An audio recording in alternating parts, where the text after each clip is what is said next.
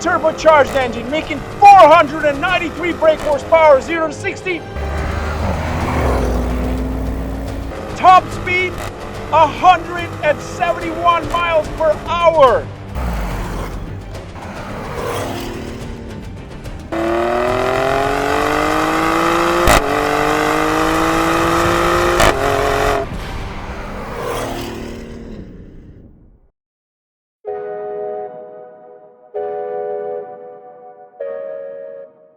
And the idea behind the GTS is not to be like the turbo, because that thing is absolutely mental. This, it's really good around here. The track, and I'll tell you why.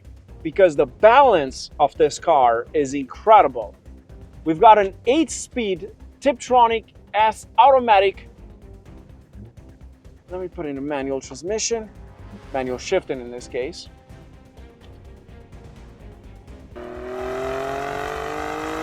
Nasty, I tell you. Whoops, here we go.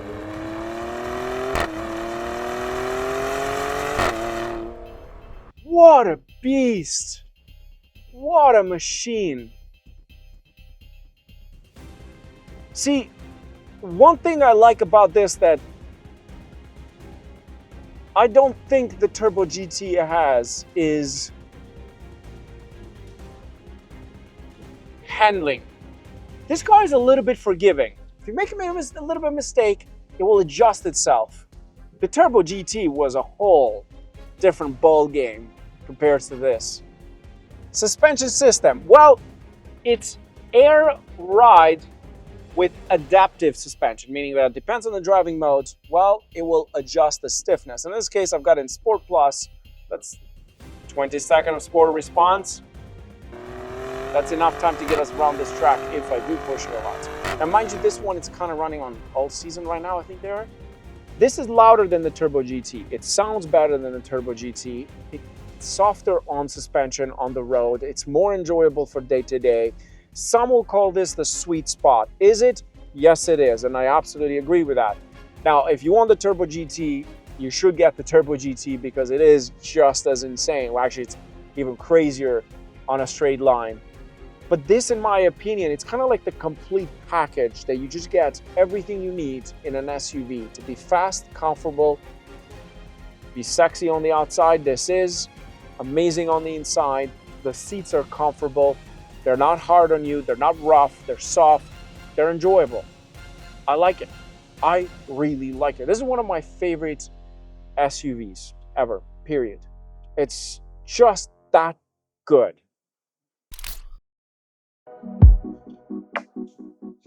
Now, the GTS came out somewhere in 2021, the coupe version. That means that you get the chance to buy one for a really good price. And I don't mean that Honda Civic good price, but compared to you, you're saving yourself quite a lot of money. And the difference between the 2021 and 2025 model, it's not extreme. It's not like it's a new generation, but it has some updates on the outside and inside for 2025. Starting with the front end, the first thing you notice is the headlights. Now the shape is slightly different. We've got upgraded LED headlights on the insides, including the 4 points that you see, and the actual turning signal located right at the bottom. The next thing you notice is the actual grille. Now it's slightly larger, and with the GTS coupe you get the black accents around it. Next thing is something you're probably going to notice right away is the intakes at the front are larger now compared to the previous year. To most people, the changes in the front might not actually look very different to the 2024 model, and that's actually good news because if you own the 2024 model and you want to upgrade to the 2025, guess what? Your clients don't have to notice that you bought a brand new car unless you switch colors. But if you want to keep the same paint choice, guess what? They'll never know, and you just keep making more money. On top of that, you get to write off the lease. The thing with the Cayenne compared to like the BMW X5M competition or the Mercedes GLE 63 AMG is that you don't really know, unless you're a car guy, that this thing is a fast SUV. Like in the front, it doesn't scream like I make a lot of horsepower or I'm very expensive, which this is. It's very, very subtle, and I think that is a positive thing. But if your clients were driving behind you and this beautiful wing pops out, and of course the beautiful exhaust, that this sounds amazing, your clients are going to notice that, well, you do have a very expensive SUV, and they're probably going to ask for some discounts next time they come into your office. But in this case, who cares at the end of the day? You have to enjoy life. And this rear end is very different to the front end because it screams like it makes a lot of horsepower and it sounds glorious. I don't know another SUV that has a better sound than this. Like, even the Lamborghini Urus that I had, it was not as good as this. It really has a very unique sound. The burble, the entire depth of that exhaust coming out.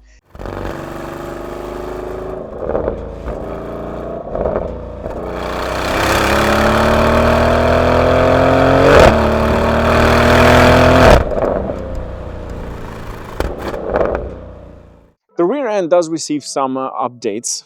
First thing you notice is this entire LED light bar at the back, which integrates with the entire system. On top of that, it really gives a nice sort of light on top of the Porsche badge, which I have to say they've done a great job with that design. It's the little things that matter in a car like this. And then on top of the spoiler, we have another extended spoiler, glossy black. And the beautiful thing is that this extends in sort of like two modes, and I've noticed at a higher speed of about 100 kilometers an hour, it goes a little bit up and then goes further up as the faster you go, and then we go around the corner, it kind of lowers a bit to give you the perfect aerodynamic and also balance on the road. The next thing, we've got this two exhaust tips in the back with a sport package, and you get carbon fiber diffuser at the bottom to give it an aggressive look. So at the back, this thing screams money, and also it sounds glorious.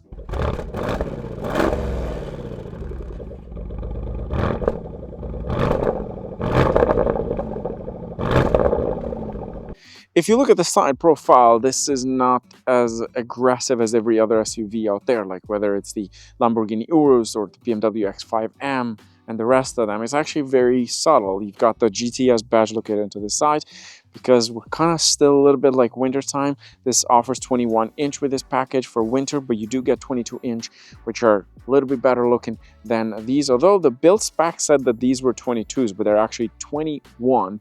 And with the GTS package, you do get soft doors. There you go. And you do get the option to lock the vehicle from here or the rear door handle. The next thing you get with this package is carbon fiber roof, which means you don't get a panoramic roof with this package because it is opted out this way. This saves about 200 to 300 pounds if you opt for the carbon fiber, and we've got a spoiler in the back. But what you don't get is an actual rear brake light at the top, which I'm assuming they figure out that this one is big enough, so there's no need to add that. Now let's jump on the inside and let me show you what this thing offers, and we'll start with the front side. Like every other Porsche right now, the GTS also receives a new interior. We've got a larger display here, one for the passenger, one for the driver. I'm still trying to figure out why our companies are offering this option for passengers, because none of the passengers they've had in the front have actually used that feature. Most of them on their phone, so they don't really care about that. Maybe they know something I don't know, so we're just going to leave it at that. The steering wheel, I love the design of this, kind of like a butterfly design a bit to that side, that emptiness inside. The way this thing, it's like floating. I love that design. Same thing on this side. And you've got some buttons. Next thing is all these driving modes. Now, let's start it up. And of course, it starts up with a button located to the left. The vehicle does turn on once you jump in. So that way, kind of gives you an idea that it's not just another vehicle. It's a little bit different, a different experience. And then you can press the button on the side over there to turn it on, but you don't get that traditional key that was always in that place. Now they've switched to this kind of design, and you've seen it in other vehicles. And you have this cluster, which is now fully digital with some custom options. This thing has been giving me this entire week for the heart rate monitor thing in case if you have an issue. You can go through some settings in here. You can also change the view, but it does offer quite a lot of information that you can play around. So it's going to be a different experience when you jump in. In this case, you have sort of like the analog center piece, and then it switches to different mode. And then here we go. We're going to different mode in the center. So much information you can play around. There's also this map of view. One thing I love about this is kind of like this shaved design. So you're focusing on it. And the reason they've done that, because if you look carefully, see this portion over here? This is supposed to be sort of like the dashboard part. So it is an integrated design. And I think only a few people have noticed that, because the part over here is shaved all the way through.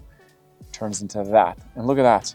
Now you see the steering wheel, so they figure out there's no point of having anything in there because the steering wheel is that portion. That's pretty cool design, I must admit. And the entire part over here. One thing that I like to do is to keep it into this mode. So if we go back into that, I like this because I can see the GTS. I love the tachometer. Oh yeah, that's a great one. And then moving on to the center, where we have the screen for the infotainment display. Now, one thing that I don't like about this vehicle is that every time I have to jump in, I have to go through these stupid settings, and I think it's because this is a press vehicle. You have seen this design, you have seen this user interface, you have seen this screen before in the standard SUV, you have seen it in the Taycan, and the rest of it. Now, if you're buying a 2021 model, it's going to be very different. So you're going to find lots of buttons over here. It's kind of like a jet fighter style on this side. But this one is fully digital, and a lot of those buttons have moved in here. You've got your settings for your vehicle. One thing that you will not find with this vehicle that you'll find in the Turbo GT, and maybe that is an option offered with this and it wasn't added to this option, to this vehicle, it's the actual spoiler in the back. And the reason I'm saying is that the spoiler in the back you cannot control from here. It is automatic the entire time. In the Turbo GT, I could turn it off and lower it and raise it and so on. This one doesn't offer that, but what it does offer changes the chassis. You've got for off-road for different levels, and you've got sport exhaust system, which you can open it up and close it from here. Having said that, this car sounds great in both ways. Whether you keep it open or closed, it doesn't matter. It sounds incredible. One thing that I like to do with this, it's this start and stop option. That's the dumbest thing. I don't use it at all. You've got more settings here for assistant. You can change the limiter, hill control, trip, comfort, and there's some additional functions over here. Speed warning, all the safety features that you need are right in here. And you can go into the comfort, ambient lighting, which you can change colors. Cup holders as well have their own, driver's seat, passenger seat, and so on. So with the GTS, you do get quite a lot of options, including a 360 camera. And another thing that you're going to notice with the older model is that this was somewhere here. It's an actual shift knob. Now it's just over to that side. And you get a 360 camera with this view of a 3D without matching the color of the outside. Let's see the back if they match the exhaust. Nope, that's the base model, I believe. That's not the right one. But they did include the actual rear lights for reverse lights. That's interesting. Even the wheels don't match. It is a coupe, but nothing else matches with this. It should have been the proper one with the two tips in the center. But hey, that's okay. Most people are not going to care about that. And that's about it in terms of the menu. Now, you do get Apple CarPlay and Android Auto. There is audio system powered by Bose in this case, built-in navigation system, which most people are not going to use it, I believe. And you can go back to the main menu. You got into drive modes. You can switch from here to Sport, Sport Plus. You can also change the level of the air suspension. In this case, you can raise it or lower it. Now it is at the lowest point, and every time you switch the modes, it switches the heights, like every other vehicle that we've noticed out there. I do believe the 2021 model has similar option, depends how they spec it, but you might get some of those in there as well. And that's about it. That shows you quite a lot of information. Moving on to this area. In the older model, as I said, you're going to find a lot of buttons over here. The shift knob, it's kind of like a starting from here and all the way down. Now all that has been changed. We've got the wireless charging pad located in here. You've got two USB-C ports. There's some space here for the key. The previous one, I don't believe it had that because it had too many buttons, so now they've given me more space, but you still get these side handles on the older model. I've seen them, and you've got two cup holders in here, and you've got yourself a small, I wouldn't consider this biggest armrest, but small enough to give you some space, or big enough to give you some space. And we've got the passenger screen, which in this case is quite interesting because I haven't had a single person use this thing. It's a nice feature to have, but I don't find it as useful. It does offer quite a lot of information from like the navigation system, which you can easily use from there, but as a driver, you can't really see it because it's a safety feature. But you see, with my camera, because the ND filter, I have to do that to show you all the information here, because the way this screen is designed, I don't know if this makes any sense. I don't know if people use this.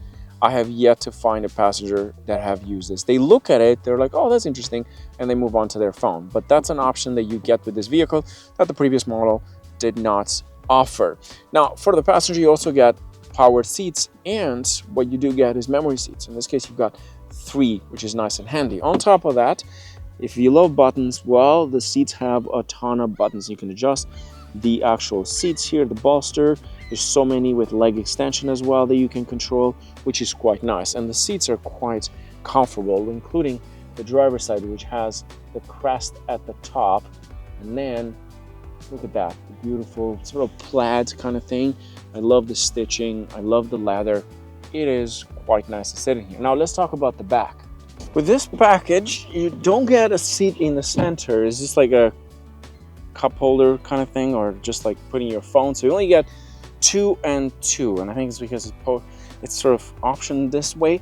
You don't get a panoramic roof, of course, because of the carbon fiber roof at the top, so you're kind of sacrificing the things, but that's just because of the way this thing is spec'd. And you do get cup holders in the center. Interior is spacious in this vehicle for a coupe version. I like it quite a lot. It's pretty comfortable. I've sat in the back as a passenger and it feels quite enjoyable. Right now, look at that. There's so much leg room in here, and the seat in the front is positioned as if I was the driver, which is pretty good if you look at it. I'm 6'2", and this gives you quite a lot of space. It also gives you tech features in the back, including the climate unit, and you've got heated seats for both sides. And in this case, we've only got 2 seats, and you can control the climate unit. You can also lock the unit from the front. You've got 2 USB-C ports at the end and the 12 volts part. Plus, you've got some space here to put your phone. Now, here is the disappointing part. The seats on the front both do not offer ventilated seats. Now, that to me, it's not that great, because this car, the way I see it, the way it's spec'd out, is about $160,000 Canadian plus. Like with tax and everything, you're looking at about 170 grand. For that amount of money, this car should have had at least ventilated seats in the front. Not in the back, but in the front. That would have been a great option. It doesn't have it. I'm assuming it's probably because you need to add something else to add that and so on. Or maybe it's option because of the seats like that. But these have heated seats. I'm not sure why. I think they missed that opportunity. But in the back, it does offer quite a lot of features. And as you can see, lots of leg room for myself. Visibility is pretty good, including the back side. Now, let's talk about cargo space. It's quite spacious in the back. Look, I've got 2 cases. I've got this. I've got more space in there.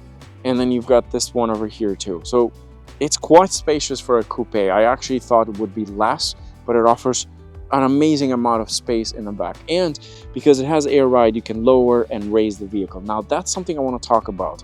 How many people do actually use that feature? Because generally speaking, almost never used it in all the press vehicles that I've had with that feature.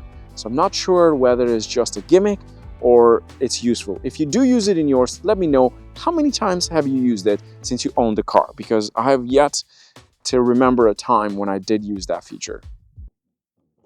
The fuel cap on this car cost $190. $190. That's 1 tire for actually 2 tires for a Civic. Maybe 3 tires? I don't know. Pretty sure it's about like 2 tires for a Honda Civic. This here costs $200. I'm trying to figure out what it does. It says special design, special custom one, and it does have in German, Drachen bis Klick, turn to click. Drachen bis, I'm not gonna bother. $200 for this. That's the click. People, that price might sound a little bit insane, but then you're paying for the name brand, which is Porsche. Now keep in mind, a Lamborghini Urus with the same engine as this, although this is detuned, will cost you about $270,000, $300,000 to start. And then the more you add, you can end up about $400,000. So what you're getting in here, I have to say this, it's considered a bargain in many ways. And if you're looking for a used one, guess what? You can use Carsnap. All you have to do is take a picture of any vehicle and it will show you all the details, the listings, YouTube reviews, including this review. Everything you need to know is right in that app. All you have to do is just download it. It's available on iOS and Android, and take a picture of the inside or the outside, and it tell you all the listings available in your area. It's the easiest way. Used one, I was able to find 2021 model for like $90,000 Canadian, which is actually quite impressive, which also means that it held the value very well. Now that of course depends where you live, depends on the package, depends on a lot of things, but that was kind of like the cheapest one that I could find at this point, which had low kilometers. The good news is that if you want to get into the Porsche family, but you're not willing to pay the full price for this, you can start with one of those. I mean, you can start with the Macan, but if you're looking for a big SUV, the GTS, it's kind of like the perfect blend in my opinion, and finding them used, it's a great deal. Now, if you want to buy new, please do, because the more you guys buy, the better it's for the rest of us, because then we'll be available as a used package. One of the things that makes the GTS so appealing, its ability of becoming a great daily car and also great around the track. You see, when I had the Turbo GT, I loved it. Don't get me wrong, it was so fast the entire time compared to this.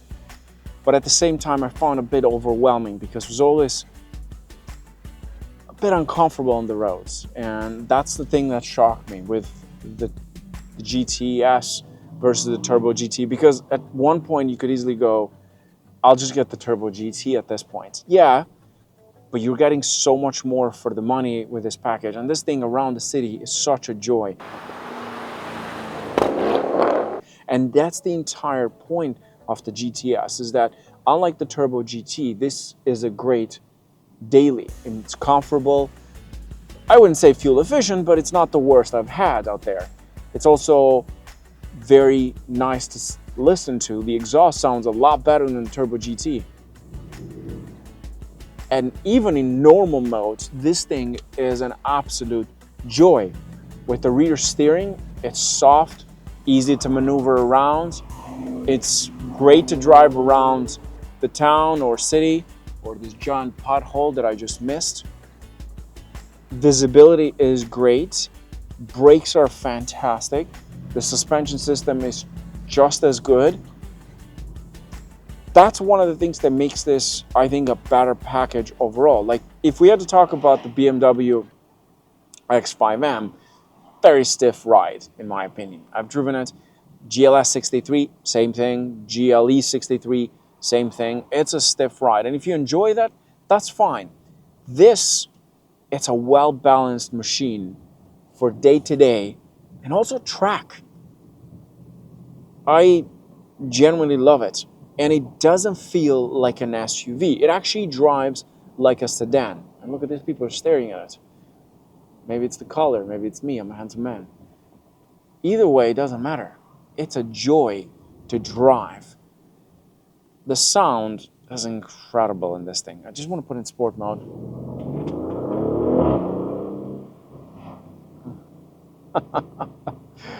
I love it so much. It makes me so happy.